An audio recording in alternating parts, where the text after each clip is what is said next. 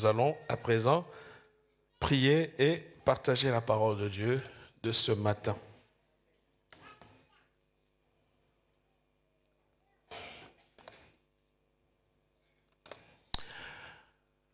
Seigneur, merci pour ta grâce et ton amour envers nous. Quelle bonté tu nous as manifesté en Christ, en nous sauvant de notre péché, en pardonnant notre nature rebelle pour nous faire accéder à cette plus belle bénédiction qui est la bénédiction de te connaître. Jésus-Christ, merci pour ce temps où ton Église est réunie et nous voulons, Seigneur, partager cette parole en espérant qu'elle soit source d'encouragement pour quelqu'un dans ce monde où les choses changent tellement, où parfois nous sommes nous-mêmes gagnés par le découragement et devant ces réalités inconnues, Seigneur, nos yeux ne peuvent se tourner que vers toi. Merci de bénir cette parole et de nous encourager mutuellement. Au nom de Jésus, Amen. Je vous invite à lire avec moi le premier texte. Nous allons lire deux textes. Le premier dans le livre. Je salue tous ceux qui nous regardent à distance depuis la maison ou sur leur smartphone ou quel que soit le support. Vous tous qui avez fait ce choix de vous connecter à notre Église via les réseaux sociaux, nous vous saluons au nom de Jésus. 2 Rois, chapitre 6.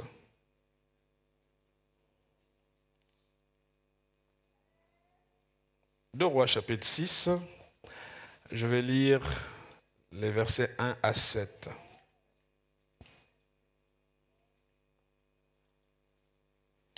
La Bible dit ceci. Les fils des prophètes dirent à Élisée, « Voici le lieu où nous sommes assis, devant toi est trop petit pour nous.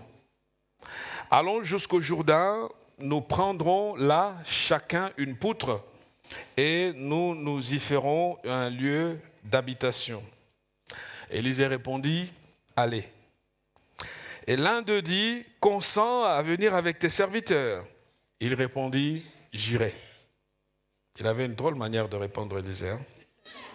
Pas trop long, très courtement. Verset 4. Il partit donc avec eux. Arrivé au Jourdain, ils coupèrent du bois. Comme l'un d'eux abattait une poutre, le fer tomba dans l'eau. Il s'écria, « Ah, mon Seigneur, il était emprunté. » L'homme de Dieu dit, « Où est-il tombé ?» Il lui montra la place. Alors Élisée coupa un morceau de bois, le jeta à la même place et fit surnager le fer. Puis il dit, enlève-le. Et il avança la main et le reprit. Deuxième texte se trouve dans le livre du prophète Ésaïe. Ésaïe chapitre 54, versets 2 à 3. Prophète Ésaïe, chapitre 54, versets 2 à 3. La Bible dit, « Élargis l'espace de ta tente, qu'on déploie les couvertures de ta demeure, ne retiens pas, allonge tes cordages et affermis tes pieds. Car tu te répandras à droite et à gauche, ta postérité envahira des nations et peuplera des villes désertes. » Amen. Le thème de ce matin est « Quand le rêve est dans l'impasse, que faire ?» Quand le rêve est dans l'impasse, dans une impasse, que faire? En d'autres termes, lorsque les choses ne fonctionnent pas telles que imaginées, que faire? Amen. Nous avons ici une très belle histoire de serviteurs de Dieu, des étudiants en théologie, qui travaillaient sous la direction d'Élisée. Élisée était leur prof, leur maître, leur formateur, maître de stage. Et cette équipe de jeunes gens avait fait ce choix de servir Dieu et de marquer sa génération au travers du service de Dieu. Et puis voilà que dans cette école biblique, le mot actuel qu'on mettrait, dans cette école biblique, école des prophètes, où on apprenait comment recevoir la prophétie et comment la transmettre, comment être sensible à la voix de Dieu et tout simplement être la parole de Dieu. Je rappelle qu'à cette époque, il n'y avait pas de Bible. Le prophète était à la fois la voix qui révélait aux hommes, aux humains, les mystères de Dieu. Et donc, ils partent du constat que l'endroit où nous sommes est petit. Et c'est un d'eux qui va s'adresser au prophète en disant, on le voit au verset 1, le narrateur nous dit, les fils des prophètes, ils étaient plusieurs, les fils des prophètes dirent à Élisée, voici le lieu où nous sommes assis devant toi est trop petit pour nous. Il arrive, frères et sœurs, que pour chacun d'entre nous, nous arrivions à un point où nous sentons qu'il faut qu'il y ait plus. Il faut qu'il y ait plus. Et en cette année où nous parlons d'une année où nous devons porter des fruits, on aspire tous à ce que nos vies d'abord, mais aussi notre environnement, reflètent la prospérité des dieux que nous proclamons. Et Jean disait à son ami Gaius en disant, je prie que tu prospères à tous égards, comme prospère l'état de ton âme. Si l'âme est prospère, ma prière pour toi, c'est que tu prospères aussi dans d'autres domaines. Domaine familial, domaine matériel, domaine professionnel. Parce que vous savez, le Dieu que nous adorons ne nous prépare pas seulement qu'à aller au ciel. Déjà ici sur la terre, il peut aussi nous faire du bien. Même si pour certains, cette notion, et je crains que pour certains, leur Dieu soit la sécurité sociale du système français. Mais vous savez vous-même que tout ça va dans une mauvaise direction. Et peut-être le temps, justement, est là pour que nous démarrions, nous engagions notre foi. La foi qui va nous aider à croire au surnaturel des dieux, à croire à la puissance des dieux, à croire et se dire, même si le contexte dans lequel je suis peut-être est figé, mais j'ai droit au meilleur. J'aimerais te dire ce matin que ce que Dieu a dans son dépôt, dans son trésor, c'est le meilleur pour toi. Et donc ces fils de prophètes disent, nous sommes à un endroit trop petit pour nous. Ce n'est pas un crime que d'aspirer à l'épanouissement. Ce n'est pas un péché que d'aspirer à ce qui est beau et bien. Parce que souvent, on a cette mauvaise habitude dans les églises de taxer l'autre qui pense différemment. Ah non, il aime l'argent, il aime ceci. Non, ta vision n'est pas la sienne. Ces fils des prophètes se disent, cet endroit est trop petit pour nous. Ils ont le droit d'aspirer à plus que ce qu'ils avaient. Amen. C'est un droit. Si toi, ça ne te branche pas, laisse l'autre croire. Si pour toi, ça te suffit comme tu es, laisse celui qui croit que Dieu peut faire plus, qu'il croit que Dieu fera plus. Et je prie pour nous, je prie pour l'Église, que nous portions du fruit. Que nous portions du fruit. Mais nous porterons beaucoup de fruits si nous partons du constat qu'il est important que l'espace soit élargi. C'est mon point de départ. Il est important que l'espace soit élargi. Ta santé émotionnelle, ta santé mentale, ta santé relationnelle, ta santé familiale, ton équilibre. Il est important que l'espace soit élargi. Et c'est un droit. Ils avaient ce projet. On est fatigué d'être à cet endroit. Et d'autant plus que nous avons l'homme de Dieu avec nous. Il est là, il nous enseigne. Et vous savez, l'homme de Dieu n'a rien dit. La demande ne venait pas de lui. La demande venait des élèves, des étudiants qui se disent, non, il faut autre chose. Frères et sœurs, Tout dans la vie commence par une sainte révolte.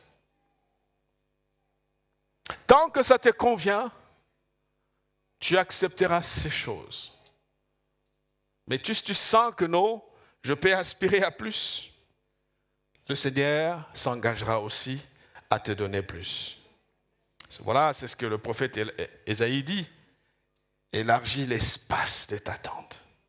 Et lorsque cette prophétie est donnée, les situations étaient vraiment hostiles. Et vous savez, il n'y a rien qui se fasse parce qu'on a l'argent. Tout ce qui est fait par la foi. La Bible dit la foi est une ferme assurance des choses qu'on espère. Une démonstration de celles qu'on ne voit pas. Là où les gens disent que ce n'est pas possible, la foi te dit Dieu va le faire. Même si humainement parlant, tu vois qu'au fait tous les signaux sont défavorables, mais il y a quelque chose au fond de toi qui te dit ça va se faire. Parce que la foi est la ferme assurance des choses qu'on espère. Qu'est-ce que tu espères dans ton cœur, dans ton esprit, dans ta vie? Amen. Qu'est-ce que tu espères? Déploie les couvertures de ta demeure. Déploie-les. Alors on va se dire, comment ça va se faire? Je ne sais pas. Je ne sais pas. Mais Dieu sait. Dieu sait. Et ce qui est intéressant, c'est que Dieu fait dépendre souvent notre avenir du degré de notre foi. Nous nous souvenons l'histoire de la veuve de Sarepta. Le miracle a lieu, on lui dit de ramener les contenants. Et tant qu'elle ramenait le contenant, il y avait du contenu. Quand il n'y avait plus de contenant, le contenu s'est arrêté. Ma sœur, mon frère, crois. Ouvre ton esprit. Ne sois pas dans une prison mentale. Ne sois pas dans une prison, je dirais, culturelle. Tout ce qui se fait parce que la foi en Dieu nous pousse à croire que ce Dieu-là accomplirait ce que sa bouche a prononcé.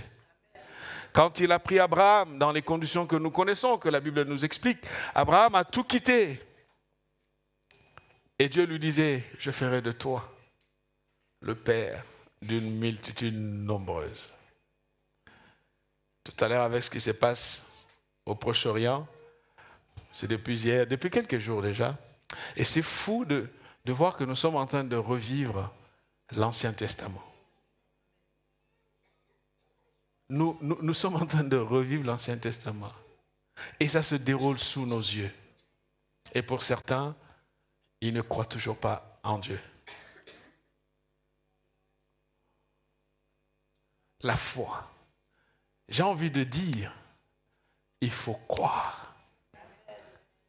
Il faut croire. Parce que tous, le passeport que nous avons, le passeport que nous ayons entre les mains, s'appelle la foi. La foi ouvre les portes même des palais. La foi nous permet de marcher même sur l'eau.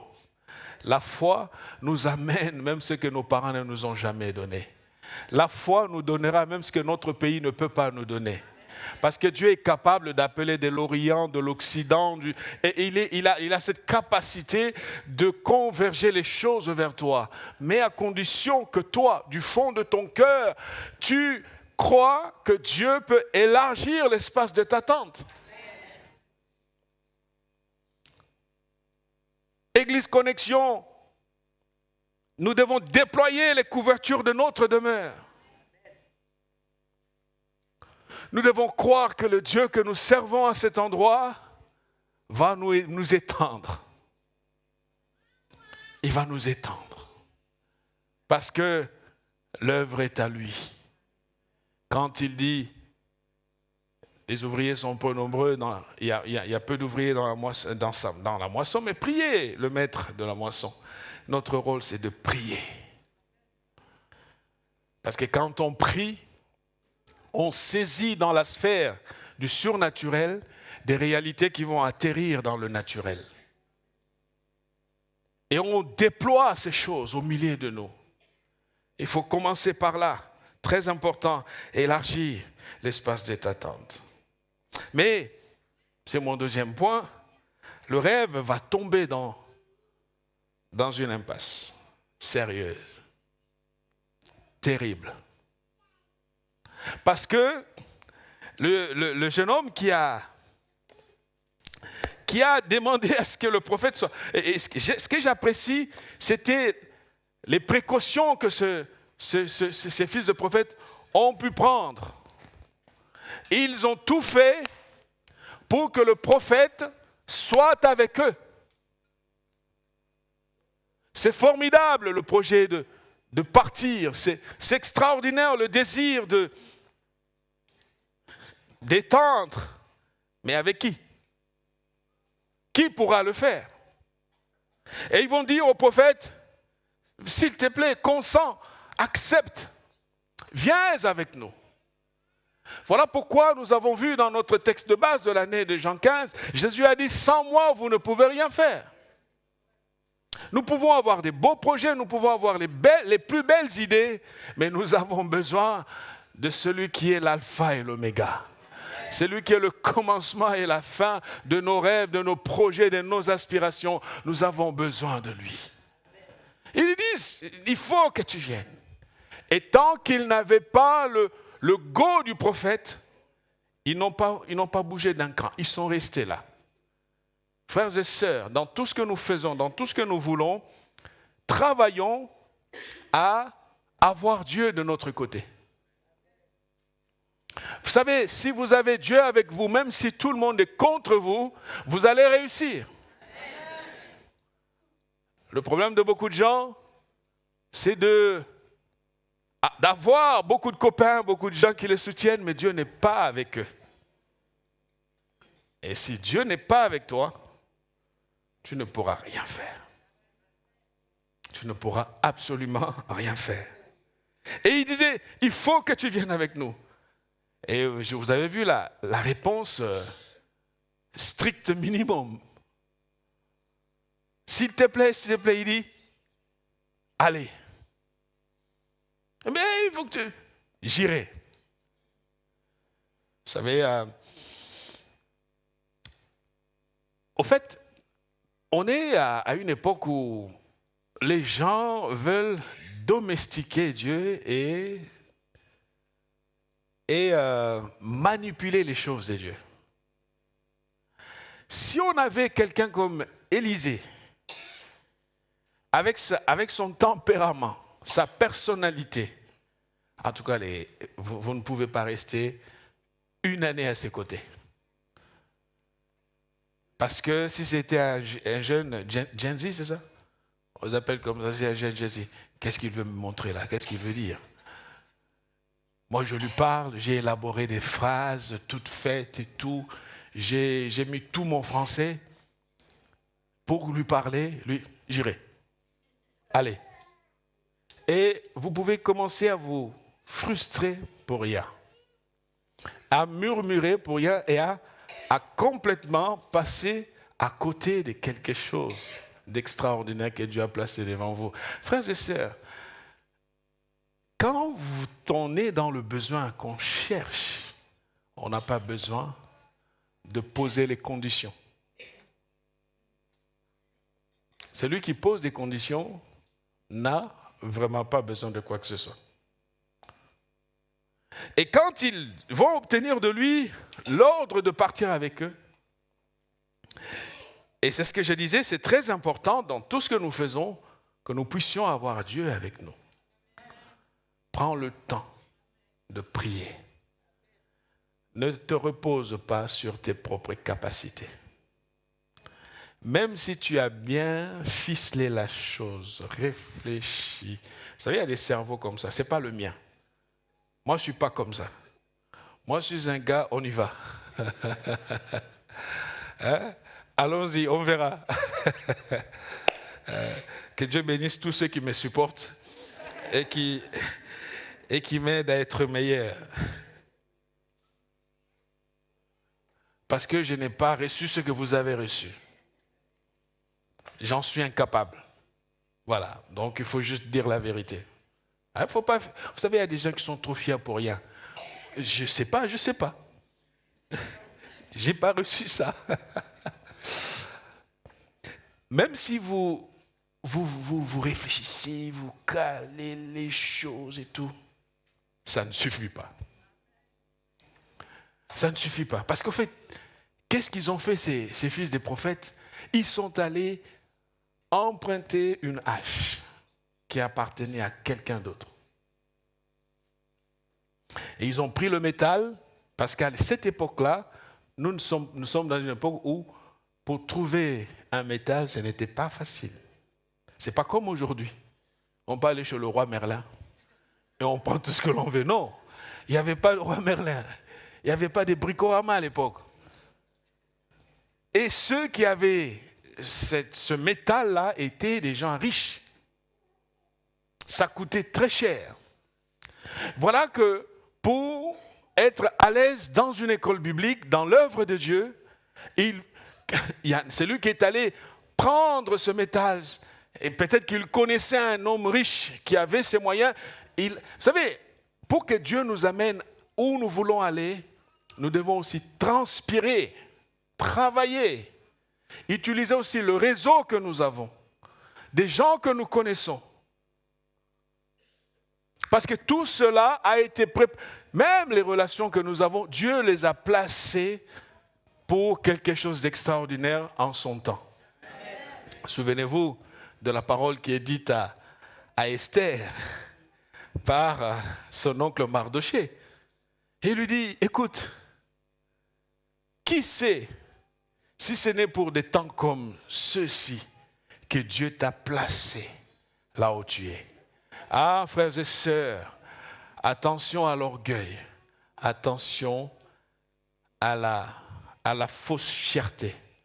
Tout ce que nous avons, tout ce que nous obtenons, considérons-nous comme des ouvriers. Dieu crée ces relations, nous place à tel endroit pour des temps et des projets que lui seul sait.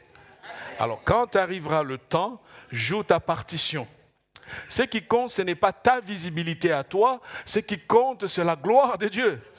Parce qu'au final, ce n'est pas sur cette terre que nous aurons nos récompenses. C'est quand nous arriverons ce jour-là où, étalé dans ton cercueil, et que tu montes aussi, tu es parti, et Dieu te dit, bienvenue, bon et fidèle serviteur.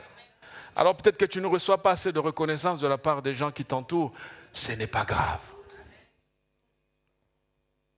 Ce n'est pas le lieu de batailler, ceci est à moi, ceci... Non, la récompense, la vraie, nous la recevrons ce jour-là. L'apôtre Paul disait dans sa dernière lettre, avant la mort, il disait, j'ai combattu le bon combat.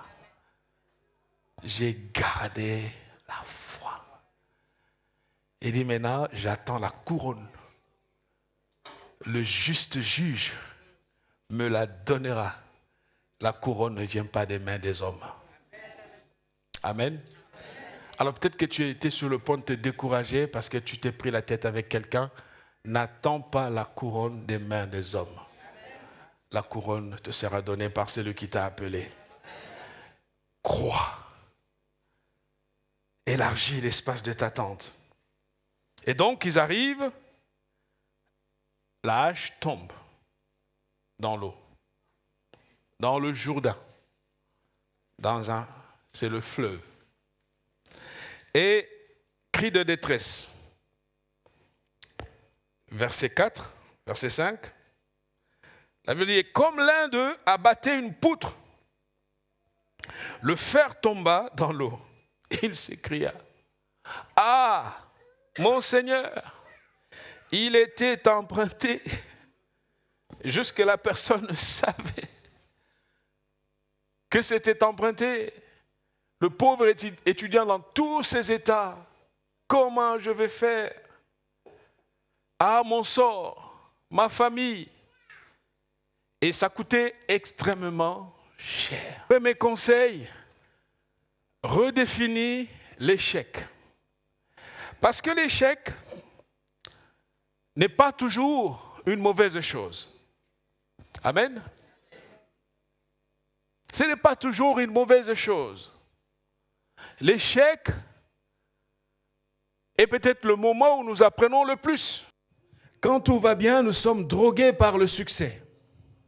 Le succès de ce que nous voyons, de ce qui nous entoure, de ce que nous réussissons, de ce que nous obtenons. Et on n'apprend pas du succès. Alors que les échecs sont des moments qui nous forgent et nous préparent. Nous connaissons Genèse 35, verset 18. L'histoire de Jacob et de sa femme aimée, sa chérie, Rachel. Rachel accouche sur la route pendant qu'il rentrait dans le pays de la promesse. Et sur la route, elle va donner naissance à Benjamin. Mais le prénom de Benjamin ne venait pas de Rachel. Rachel voulait qu'on appelle l'enfant. Tu le liras dans Genèse 35, verset 18. Rachel voulait que sa souffrance soit marquée sur le marbre. En disant, on l'appellera fils de ma douleur. Ben-Oni, fils de ma douleur, de ma souffrance. Et son mari qui était à côté d'elle, malgré le fait de voir qu'elle est en train de perdre une femme, va dire, mais non, on ne peut pas l'appeler fils de la douleur, on l'appellera le fils de ma droite. Benjamin. Une situation, deux regards différents. Dira-t-on que Jacob n'aimait pas plus sa femme? Pas du tout. Mais on ne peut pas maudire la destinée d'un enfant en lui donnant un prénom aussi mauvais. Quelles que soient les douleurs qui nous arrivent, les douleurs doivent passer. Conseil important, redéfinis l'échec. Au fait, si tu ne redéfinis pas les choses, tu vas avoir une définition imposée d'un point de vue de quelqu'un d'autre. Parce que les échecs ne sont pas que des mauvaises choses. Un échec, c'est quoi? C'est le fait de ne pas réussir, de ne pas obtenir quelque chose. Mais qui dit que si aujourd'hui je ne l'ai pas obtenu, demain je ne l'obtiendrai pas? Il faut redonner du sens à ce que nous faisons. Redéfinir nous permet de croire qu'il y a dans l'avenir d'autres options. C'est que ce n'est pas fini et Dieu a encore un rôle à jouer dans ce qui se passe. Parce qu'au fait, l'échec fait partie de la vie. L'échec est partie intégrante de toute la vie humaine. Une maladie, une déception, un souci, une perte d'emploi, ou je ne sais pas, tu peux nommer tout ce que tu peux nommer, mais sache que ces choses-là sont juste des choses qui arrivent et qui vont passer. Nous connaissons, je te donne un exemple pour que tu comprennes de quoi je parle. Pierre, dans Luc chapitre 5, versets 4 à 7, Pierre échoue. Et au matin, Jésus débarque. Il les a laissés travailler toute la nuit. Frères et sœurs, le temps de Dieu n'est pas le nôtre. Pierre a travaillé avec ses employés. Pierre était un entrepreneur, il avait des entreprises de pêche. Il a travaillé toute la nuit. Et voilà, au bon matin, Jésus va débarquer. J'aimerais te dire, si le temps de Jésus n'est pas encore arrivé, tu ne le verras jamais arriver. Il viendra en son temps. Verset 4, lorsqu'il eut cessé de parler, il dit à Simon-Pierre, avance en pleine eau et jetez vos filets pour pêcher. Vous allez voir que l'ordre d'avancer est donné au patron. Il y a des moments où on peut se dédouaner. Ah oui, j'aurais dû, non, mais mon équipe. Non. Jésus parle avec Pierre. C'était lui le chef. Il lui dit, avance en pleine eau. Mais pour jeter le filet, il utilise le pluriel. Jeter le filet. Parce que si toi, le chef, tu avances, ton équipe ne fera que jeter le filet. Jeter le filet. Simon lui répondit, Maître, nous avons travaillé toute la nuit sans rien prendre. Au fait, Pierre est en train d'expliquer à Jésus, mais moi, je suis le professionnel du domaine. Toi tu expliques la loi, Et la pêche, c'est moi.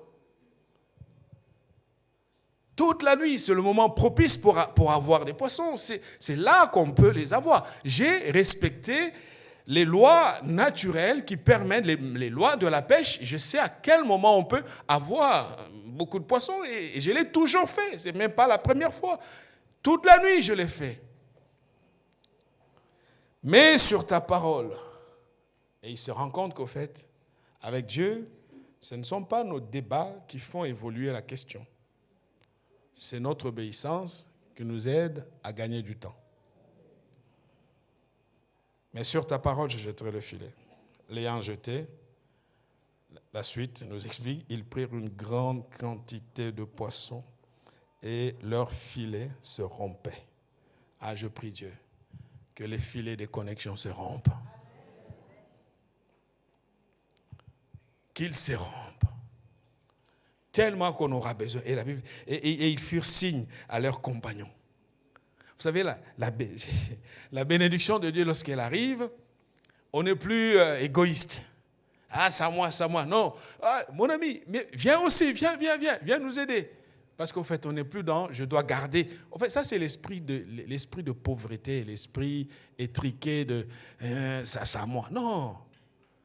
On peut gagner quand ça se développe. On a entendu des histoires des églises qui vous donnent, qui envoient d'autres membres, leurs membres dans d'autres églises.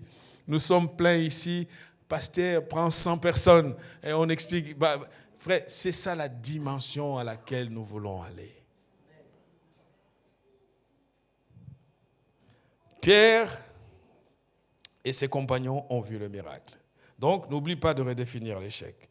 Deuxième chose, un deuxième conseil, choisis l'espérance et non l'abandon. Choisis l'espérance et non l'abandon. Il est plus facile d'abandonner. Et si tu continues avec ton attitude d'abandonner, quand c'est difficile, tu développeras une seconde nature. En fait, tu vas programmer ton cerveau. À chaque fois qu'il y a une difficulté, tu vas trouver autre chose. Fais attention, surtout pour vous les jeunes. Vous avez une meilleure vie, plus longue. Si tu conditionnes ton cerveau à reculer parce qu'il y a une difficulté, le cerveau capte. Et tu vas voir, il y a des gens, ici c'est difficile, là, et puis là, et puis là, et puis là. Et puis avec le temps, on n'est jamais stable. Amen. Choisis l'espérance. Jacob a dit, on l'appellera Benjamin. On l'appellera fils de ma droite. La droite, c'est la force, c'est la puissance. Amen. Troisième conseil, il faut avoir une vision et travailler jusqu'à sa réalisation. Ce n'est pas facile. Les gens abdiquent devant les échecs parce qu'ils n'ont jamais eu la vision. On a posé la question à, je crois, Isaac Newton, à qui on a dit, mais pourquoi vous avez essayé plus de 1000 C'était la millième fois ou 10 millième fois. En tout cas, il a dit, en fait, toutes les autres fois, c'était parce que ça ne devait pas marcher. Ça a marché au moment qu'il fallait que ça marche. Et ça, c'est très important. Quand tu abandonnes, c'est parce que tu n'avais pas la vision. Celui qui a la vision, il voit dans sa tête. Alors, je reconnais aussi, il y a une difficulté entre la personne qui a la vision et les gens qui opèrent à ses côtés. Il y a toujours cette tension, mais parce que lui, il voit le plus loin. Et il voit, il se projette. C'est pour cela que dans les équipes, même dans les églises ou au travail ou partout, il faut savoir qu'on n'est pas tous pareils. On est complémentaires. Si ce qui te fait peur, parce que toi, tu es quelqu'un de très cartésien, tu paniques. En fait, c'est pour ça que même lorsque les gens disent, il ne faut pas dire à quelqu'un ce que Dieu t'a dit, parce que Dieu ne l'a pas dit à lui, il te l'a dit à toi. Même ta mère, ton père peut arrêter une vraie vision en te regardant en disant, mais attends, franchement, moi je ne te vois pas. Ce n'est pas parce que maman tu ne me vois pas que Dieu ne me voit pas. Amen. Donc apprenons aussi à comprendre. il faut toujours faire un effort de dire, alors, celui qui est visionnaire, il va comprendre celui qui panique. Comment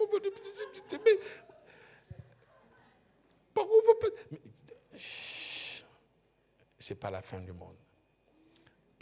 D'où l'importance de la communication. Il faut expliquer et dire j'ai vu. Et il est difficile de dire ce qu'on a vu. On voit un portrait final, mais on peut te poser des questions de comment ça va arriver là-bas. Mais au fait, c'est comme Abraham, l'Éternel se pourvoira. Troisième chose, je disais, la vision. Et la vision, c'est très important, Proverbe 29, verset 18. Là où il n'y a pas de vision, le peuple périt. Si tu ne sais pas où tu vas croire que la difficulté qui est devant toi s'arrête. Et tu vas rester dans cette impasse-là pour toujours. Et puis la dépression va arriver. Et puis des médicaments pour dormir, des médicaments pour... Et puis c'est fini. Quatrième conseil, refuse de douter de la promesse de Dieu. Refuse, bats-toi, rejette. Refuse de douter. Dieu honore toujours sa parole. On l'a dit, la foi est une ferme assurance des choses qu'on espère, une démonstration de celles qu'on ne voit pas. Quand Dieu dit qu'il va le faire, il va le faire. Et souvent, quand Dieu nous fait des promesses, ce n'est pas parce que nous avons été beaux ou belles, ou pas du tout. Qui sommes-nous? Nous ne sommes que des mortels. Le Dieu d'éternité, en nous faisant la promesse, nous fait comprendre que ce n'est ni par notre force, mais c'est par son esprit. Et la promesse se réalisera. Amen. Ne doute pas de la promesse de Dieu. Fais-lui confiance. Il agira. Il accomplira ce qu'il a dit. Et si on donnait la parole à chacun d'entre nous, nous sommes des témoignages vivants de comment Dieu accomplit ses promesses à notre égard. Cinquième conseil que je te donne, des témoins t'observent. Alléluia. Nous sommes observés. Ah, vous me regardez bizarrement. Hein? Nous sommes observés. Vous savez par qui? Par une nuée de témoins. Hébreux chapitre 12. Prends ta Bible. Hébreux chapitre 12, versets 1 et 2. Ah, nous sommes observés. À chaque fois que tu veux abandonner parce que cet enfant n'arrive pas, Sarah te dit, ma fille, fais confiance à Dieu. À chaque fois que tu es découragé, tu vas voir Daniel te dire, le lion ne te mangera pas. Je suis passé par là. Au fait, ce que nous vivons, d'autres l'ont vécu avant. Et tous ces témoins nous regardent. Hébreux nous dit au chapitre 12, verset 1, nous donc aussi, puisque nous sommes environnés, nous sommes entourés d'une si grande nuée de témoins. Il y a tellement autour de nous, à chaque fois que nous voulons abandonner, Paul te dit, combat le bon combat, garde la foi, va jusqu'au bout, ne laisse pas cela tomber parce que je sais que je suis avec toi. Rejetons tout fardeau et le péché qui nous enveloppe si facilement et courons avec persévérance dans la carrière qui nous est ouverte, ayant les regards sur Jésus, qui suscite la foi et l'amène à la perfection, en échange de la joie qui lui était réservée. Et je peux m'arrêter là en disant, des témoins t'observent. Sache que ce qui va se passer avec toi va encourager quelqu'un d'autre. Ton témoignage pourra être prêché. Ta foi pourrait être citée en exemple. Donc, ne vis pas les situations comme si Dieu t'avait oublié ou que tu étais seul. Non, n'oublie pas que il y a des témoins qui te regardent. Et cette conscience-là, parfois, souvent me fait peur. Je sais que Abraham me regarde, David me regarde, Josué me regarde, Pierre me regarde, Jean me regarde. Nous sommes observés. Et à chaque fois que tu veux laisser tomber, regarde tous ces héros dans la parole qui ont lutté, qui ont combattu le bon combat, qui ont persévéré, parfois persévérant jusqu'à la mort. Parce que vous savez, la vie n'a de sens que si elle est vécue en Christ. Il t'observe. Il t'observe. Amen. 6e conseil, il y a toujours des raisons d'espérer quoi qu'il arrive. Toujours des raisons d'espérer. Ce garçon a dit, mais il n'est pas à moi. Et il a commencé à voir tout le tableau des difficultés qui étaient devant lui. Peut-être qu'il finira sa vie à travailler pour rembourser le maître, le propriétaire de ce fer. Comment je vais faire? Je suis d'une famille pauvre. Je m'en sortirai par quelle porte? Quel est l'avenir? Et il a pleuré, il a crié, « Ah, mon Seigneur !» Il a crié. Parce qu'il sait que, déjà c'est dans l'eau, c'est dans un fleuve. Je fais comment pour y aller? Et à l'époque, il n'avait pas de lunettes pour aller voir des choses sous l'eau. Et c'était terrible. Et ils ont entendu sa détresse. Ils ont entendu sa détresse. Il lui a dit, montre-moi l'endroit. Et Élisée va poser un acte extraordinaire. Il va prendre le bois qu'ils sont venus chercher. Le bois qui va faire surnager le métal. Scientifiquement parlant, ce n'est pas possible. Amen. Alors, frères et sœurs, si vous cherchez que des choses possibles, allez faire autre chose. La foi est une folie. Si ta foi ne questionne pas, c'est que toi, tu n'as pas reçu la foi. Il prend le bois qu'ils sont venus chercher et il dit, c'est où? Ah, que Dieu nous aide à avoir des nouveaux Élysées, des nouvelles Élysées, des femmes de foi, des hommes de foi, des gens capables de se dire, oui, il y a un chaos, mais le chaos n'aura pas le dernier mot. Il prend le bois, il jette au même endroit et il y a eu un échange. Le fleuve a fait remonter le fer. Frères et sœurs, je ne sais pas si vous vous rendez compte sur le plan physique. Qu'est-ce qui a pu se passer de cet ordre-là? Un bois et le bois qui va rester dans l'eau. Naturellement, le bois ne reste pas. En fait, tout est ici compliqué. Amen. On est dans le rapport des choses impossibles. Ah, j'aimerais te dire, ton Dieu est le Dieu de l'impossible. Un bois. Si vous voulez essayer, mettez-le dans votre bassin là à la maison. Mettez un petit bois, il ne descendra jamais. Jamais. Ça va, poup, ça ressort, ça remonte. Parce que c'est une matière qui ne peut pas aller rester dans l'eau. Mais avec Élisée, ça s'est fait. Plus encore, le fer est remonté. J'imagine la surprise des fils des prophètes.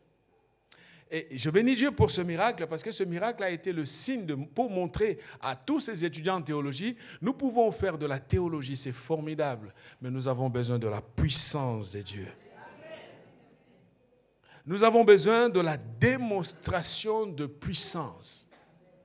À un moment donné, s'arrêter de beaucoup parler, de dire, c'est où le fer? Où est-ce qu'il est tombé?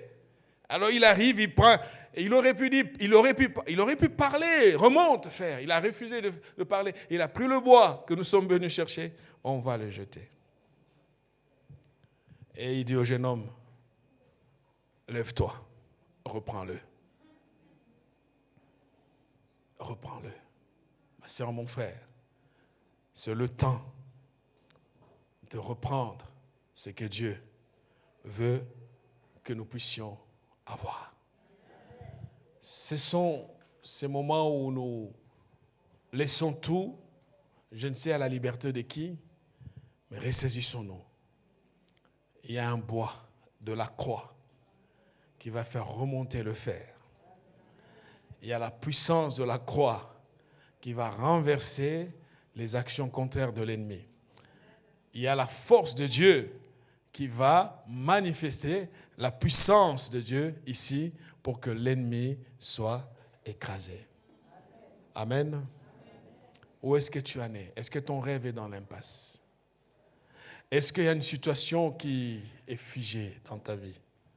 La croix de Golgotha, la croix de Jésus. Et quand je parle de la croix, je parle de ce sacrifice de notre Sauveur. Tourne les yeux vers Jésus. Lui seul est capable de frayer un nouveau chemin, de ramener le fer pour que tu puisses continuer. Pourquoi il a repris le fer? Parce qu'il fallait absolument couper le bois et aller ramener dans le camp pour étendre la demeure. Ta vision se réalisera, ton projet s'accomplira, Dieu te visitera et sa gloire se manifestera. Nous allons nous incliner dans la prière. Alléluia.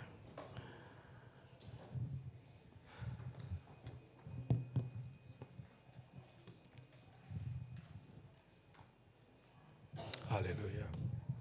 J'aimerais prier avec toi qui, pour une raison ou une autre, tu as perdu ton fer et il est noyé. Et tu arrêtes parce que ce fonds de commerce, tu l'as perdu.